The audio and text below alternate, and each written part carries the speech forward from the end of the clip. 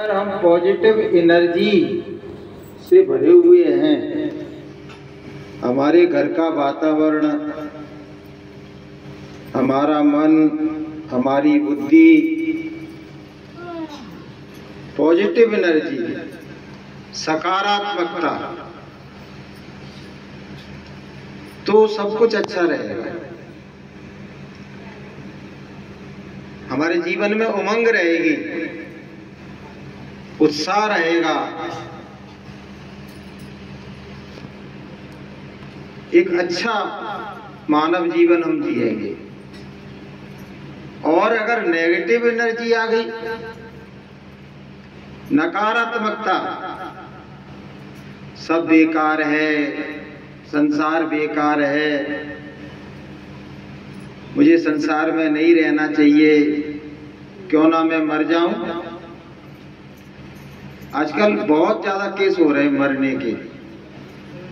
पहले हम बचपन में सुनते थे वो स्त्री ने आग लगा ली, स्त्रियां करती थी पहले, वो फांसी पर लटक गई और उसने आग लगा दी। एक भी आदमी का केस हम नहीं सुनते थे। देखा, अब नेगेटिव एनर्जी ऐसी भर गई है, कर्जा हो गया तो मर रहे हैं। किसी ने थोड़ी सी ऐसी बात कह दी कि तुमको बर्दाश्त नहीं हुई। आज पेपर में आया, वो पत्नी से फोन लगाया, कुछ ऊट पटांग बात पत्नी ने कह दी सिपाही को, और उसने रिवॉल्वर निकाली अपनी और गोली मार दी। आज की पेपर में आया। तो जीवन का बहुत बड़ा पहलू है ये पॉजिटिव एनर्जी। और पॉजिटिव एनर्जी का स्रोत है सत्संग। आप सत्संग में जाइए, आपके अंदर पॉजिटिव एनर्जी भर जाएगी। उसको परमात्मा की दया कहो, गुरु महाराज की कृपा कहो, उससे तुम ओतप्रोत हो जाओगे। तुम्हारे दुख के विचार, तुम्हारी नकारात्मक सोच सब खत्म हो जाएगी। सत्संग में सबसे पहले यही बताया जाता है कि दुनिया में न इतना सोना कीमती है, न चांदी कीमती है, न हीरा जवाहरात कीमती है। सबसे ज्यादा कोई कीमती वस्तु है तो ये मानव देह है। इसकी कदर करो, इसको व्यर्थ के कामों में ना गवाओ। इसको जिस प्रयोजन के लिए, जिस हेतु परमात्मा ने दिया है, उस कार्य में लगाओ। परमात्मा ने ये रोने धोने के लिए नहीं दिया कि मिली नर दे यह तुझको, बना ले काज कुछ अपना, और जगत का रंग सब मैला, धुला ले मान ये कहना। मिली नर दे तुझको, बना ले काज कुछ अपना। ये नरदेही तुझको मिली है, इसके लिए 33 करोड़ देवता, 9 करोड़ दुर्गा, 10 करोड़ शंभु सब लालायित हैं। सब ईश्वर से इसी बात के लिए विनती करते रहते हैं। जीव चराचर याचक ते ही, नर समान कवनऊ नहीं देई। कोई सी दे, चाहे वो देवताओं की दे क्यों ना हो, वो भी नर के समान दे नहीं। क्यों नहीं है? देवताओं के पास हमसे 1000 गुना ज्यादा सुख है, 1000 गुना ज्यादा भोग हैं, लेकिन मानव देह को श्रेष्ठ क्यों बताया? क्योंकि जीवात्मा को जगाने का काम, परमात्मा को पाने का काम, जन्म जरा मृत्यु के बंधनों से छुटकारा पाने का काम केवल और केवल मनुष्य देह के द्वारा होता है। ना कोई जीव कर सकता है, ना कोई जंतु कर सकता है, ना कोई पेड़ पौधा कर सकता है, और ना कोई देवी देवता कर सकता है। ये मानव देह इसके लिए मिली है। हम दुनिया के नाना प्रकार के प्रपंचों में फंसे रहते हैं, ये कर लो, वो कर लो, ये कर लो। कोई राजनीति कर रहा है, कोई राजनीति में फंसा हुआ, रात दिन प्रचार कर रहा है, साहब इसको वोट दो, उसको वोट दो, नेता बनाओ। उनके दिमाग में ये अकल नहीं है कि नेता बनने के बाद आपको क्या बनना पड़ेगा, पता है आपको? सब उसी राह पे भटक रहे। नेता बनने की कोशिश करोगे, अधिकांश तो नेता बन ही नहीं पाएंगे, अच्छे स्तर के जो नेता होते हैं ना, क्योंकि राजयोग हर एक के हाथ में नहीं लिखा रहता है। जिसके हाथ में राजयोग लिखा है वही उच्च श्रेणी का बन पाए, और बन गया तो क्या होगा कि योगेश्वरी सो राजेश्वरी और राजेश्वरी सो नरकेश्वरी। मरोगे तो सीधे नरक में जाना पड़ेगा। बताइए, और सब के सब दुनिया में उसी राह पे चल रहे हैं, मतलब सब नरक की ओर भागी चले जा रहे हैं। और संत क्या कहते हैं? ठहरो भाई ठहरो, रुक जाओ जरा, कहाँ जा रहे हो? ये तुम्हारी जो राह है शराब की, कबाब की, व्यभिचार की, मांसाहार की, जुआ की, व्यसनों की, झूठ की, छल की, कपट की, बेईमानी की, धोखाधड़ी की जो राह तुमने ग्रहण की है, ये राह तुम्हारी आत्मा को ले जाके नरकों में झोंक देगी। फिर तुम रोगे, फिर चिल्लाओगे कि ये क्या हो गया, किसी ने बताया नहीं? अरे बताने वाले तो बता रहे थे, लेकिन तुमने सुना? बताने वाले तो गीता भी बता रही है, रामायण भी बता रही है, कुरान भी बता रही है, बाइबल भी बता रही है, सारे संत बता रहे हैं, सारे सज्जन पुरुष बता रहे हैं, भगवान आके बता गए, लेकिन तुमने सुना क्या? अच्छा, कोई भी बता दे मुझे कहाँ लिखा हुआ है कि जीव हत्या करना पुण्य का काम है? किसी भी धर्म में बता दो आप, हिंदू धर्म में, मुस्लिम धर्म में, ईसाई धर्म में, सिख धर्म में, कहाँ लिखा है कि किसी की गर्दन काटोगे तो परमात्मा खुदा गॉड प्रसन्न होगा? कहीं किसी ने बताया? सब मन गई तो कर रहे हैं, मनमानी तो कर रहे हैं, सब उसी राह पे भगी चले जा रहे हैं। जिसे देखो वो नरक की राह ग्रहण कर रहा है, और जो सत्य की राह है, जो ईमान की राह है, जो धर्म की राह है, जो जीवात्मा को जगाने की राह है, प्रभु मिलन की राह, उस पर क्या कहा था उन्होंने कि उधो धर्म चर्चा भाती नहीं है और बिना बुराई के नींद आती नहीं। धर्म चर्चा अच्छी नहीं लगती है, इंसानियत की चर्चा, मानवता की चर्चा अच्छी नहीं लगती है, प्रभु मिलन की चर्चा अच्छी नहीं लगती है। क्यों? कलयुग का प्रभाव है। रामचंद्र कह गए सिया से ऐसा कलयुग आएगा, वो आ गया। जब कह रहे थे त्रेता युग में, वो कलयुग आ गया। कैसा? हंस चुनेगा दाना तिनका और कौआ मोती खाएगा। कौआ तो मोती खा रहे हैं। जो बुरी राह पे चल रहा है, जो लूट कर रहा है, जो बेईमानी कर रहा है, जो धोखा दे रहा है, वो करोड़पति, अरबपति, खरबपति होता जा रहा है। और जो हंस है बेचारा, नहीं भैया मैं झूठ नहीं बोलता हूँ, मैं बेईमानी नहीं करता हूँ, मैं किसी को धोखा नहीं देता हूँ, तो फिर उसके लिए एक कहावत बना दी कि दाल रोटी खाओ तो प्रभु के गुण गाओ। चुपचाप अपनी दाल रोटी खाइए। कवि साहब ने कहा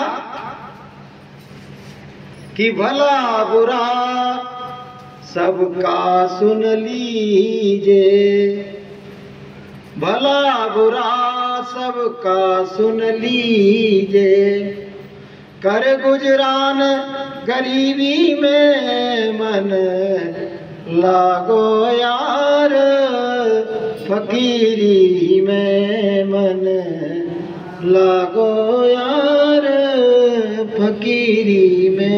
भैया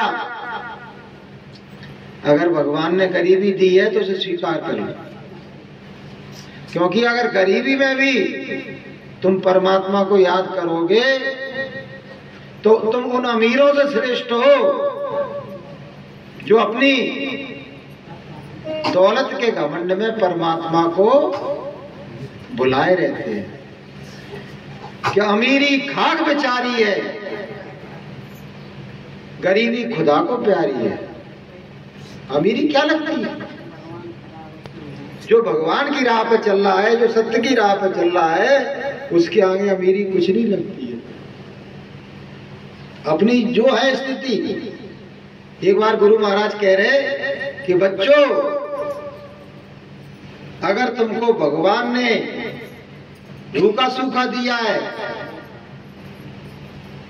झोपड़ी में वास दिया है, अगर वहां बैठ के भी तुम परमात्मा का भजन करोगे तो तुम्हारे मन में जो शांति होगी, जो सुकून होगा, जो आनंद होगा, जो माधुर्य होगा, वो बड़े से बड़े करोड़पति को उपलब्ध नहीं होगा। तुम्हारी झोपड़ी में आनंद छा जाएगा, परमात्मा का माधुर्य छा जाएगा, तुम सद्गुणों से भर जाओगे। लेकिन अगर महलों में रह के भी तुमने परमात्मा को भुला दिया तो सिवाय रोने के कुछ हाथ लगने वाला नहीं है। तो पॉजिटिव एनर्जी के नजदीक रहो आप। देखो, कलयुग का प्रभाव है, तीन तरह के तापों से आदमी ग्रसित हो गया है। जैसे आजकल डॉक्टर कहते हैं ना, बुखार आ गया तो पता पड़ा कि वो तो मोती जरा भी चल रहा है और चिकनगुनिया भी चढ़ा हुआ है और मलेरिया भी आ गया। बताइए, एक ही आदमी को तीन तरह के बुखारों ने जकड़ दिया है। तो तीन तरह के तापों ने इंसान को जकड़ लिया है। दैहिक ताप, दैविक ताप और भौतिक ताप। दैहिक ताप क्या होता है?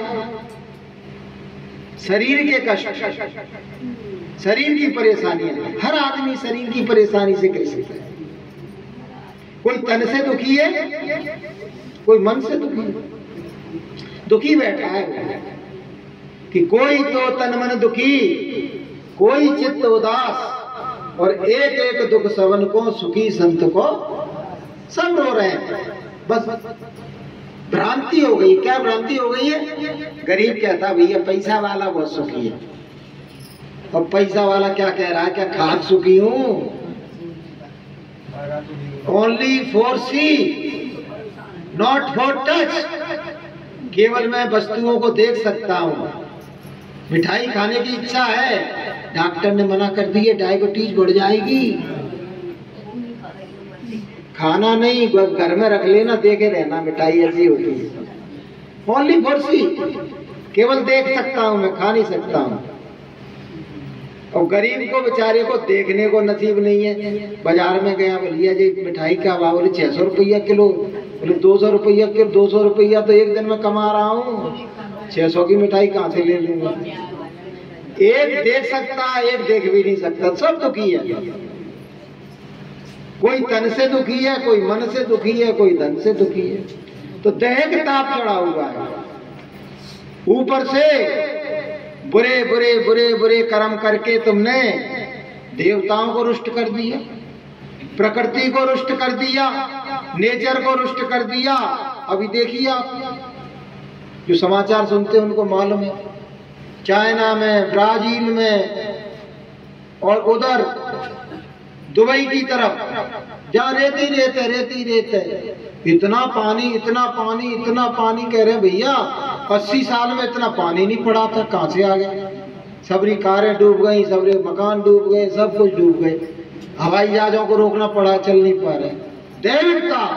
देवता रुष्ट हो गए, तुम्हारे खोटे कर्मों से देवता भी रुष्ट हो गए, शरीर भी बेकार कर लिया, भौतिक ताप चढ़ा हुआ है संसार का, संसार की तृष्णाओं में हम जल रहे हैं। जो अभी बताया ना कि जो चीज है वो तो कोई बात नहीं है तो उसके लिए रो रहे हैं, साहब ये क्यों नहीं है मेरे पास कार क्यों नहीं है, पड़ोसी ले आया है, मेरे पास मकान क्यों नहीं है, पड़ोसी ने इतना बढ़िया, इसीलिए रो रहे हैं।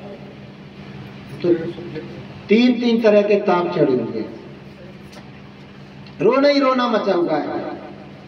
गुरु महाराज कहते हैं संसार में परमात्मा ने तुम्हें इसलिए भेजा कि करोड़ों सालों से तुम रो रहे थे, नाना प्रकार की योनियों में विचरण कर रहे थे और रो रहे थे। अब की बार वो काम करो कि सर्वदा के लिए तुम्हारा रोना धोना खत्म हो जाए। बोलिए प्रेम से कि काम वो कीजे कि जग में फिर से ना पड़े। वो काम करो कि दोबारा से दुख भरे संसार में हमको परमात्मा ना भेज दे, कहीं भेज दिया तो वही आफत फिर शुरू।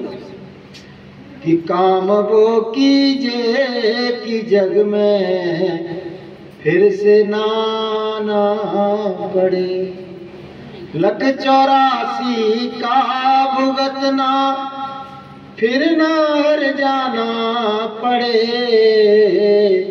काम वो कीजे कि जग में फिर से ना पड़े। गुरु महाराज कहते हैं कि एक आदमी एक बकरी को लाया, उसकी गर्दन काट रहा है। बकरी को बाजार से लाया, नहीं बाजार से नहीं लाया था, उसके घर में ही थी बकरी। वो जरा सी बीमार हुई, बोले कि इसको बना के खा लो, नहीं ये वैसे ही मर जाएगी। तो उसकी गर्दन काटने लगा, गर्दन काट रहा। उधर से संत गुजरे, अरे बोले कि देखो ये मोह ग्रसित होने का दुष्परिणाम है। तो वो सुनने लगा क्या कह रहे हैं, कि बोले आप क्या कह रहे हैं, मोह ग्रसित कौन है यहाँ? हम तो बकरिया ही गर्दन काट रहे हैं, यहाँ कौन मोह ग्रसित है? क्या हमें बकरिया से प्रेम है? अरे बोले तुझे तो प्रेम नहीं है, इस बकरिया को तुझसे प्रेम था। ये पिछले जन्म में तेरी माँ थी, पिछले जन्म में तेरी माँ थी, और मोह ग्रसित होकर मरी तो तेरे घर में बकरी होके बन के आ गई। अब तू उसी बकरी की गर्दन काट रहा है। अगर इसके अंदर मोह नहीं होता, अगर इसने संसार की जगह, परिवार की जगह, रिश्तेदारों की जगह भगवान से प्रेम किया होता, गुरुदेव के चरणों में प्रेम किया होता, तो आज इसकी ये दुर्गति नहीं होती। कि मोह महादुख रूप है, ताको त्याग विचार और प्रीत जगत की छोड़ दे, तब पावे कछु सार। पीत भली सतनाम सो माया काया दुख, नाम बिना किस काम की नानक संपत्ति सुख। अगर तुम्हारे मुंह से परमात्मा का नाम नहीं निकलता है, माफ करना, तेव को धूल पड़ी, उसके मुंह पर धूल डाली जाएगी कि पूरा जीवन खराब कर दिया, मनुष्य बनाया और फिर भी भगवान का नाम नहीं लिया। और भगवान का नाम तो जब लेता जब गुरुदेव की शरण में आता और परमात्मा का भेद जानता और परमात्मा का नाम जानता, तब तो परमात्मा का नाम लेता। तो कबहू ना संत शरण में आया, कभी नहीं आया।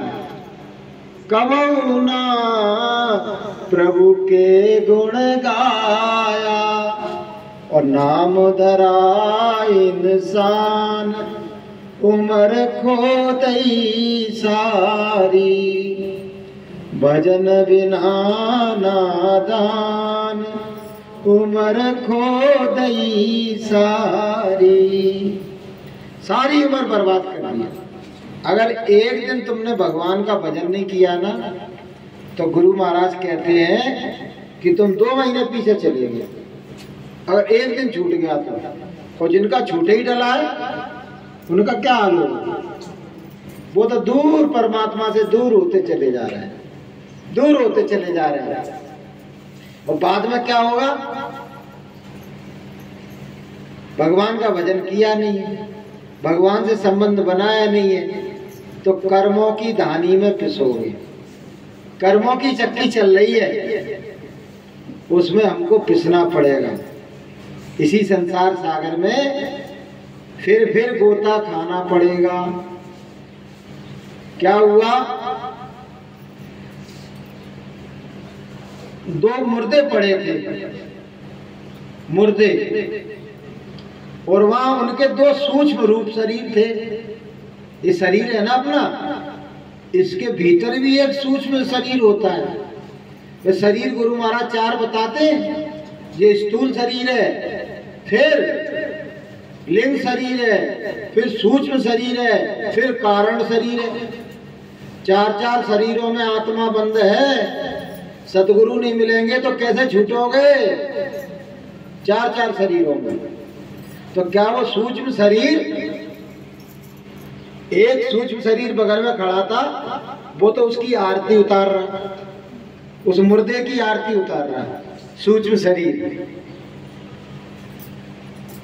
फूल माला पहना रहा। और दूसरा सूक्ष्म शरीर हाथ में जूता लेके उसे मार रहा कस के, दनादन दनादन दनादन जूतर मार रहा उसमें।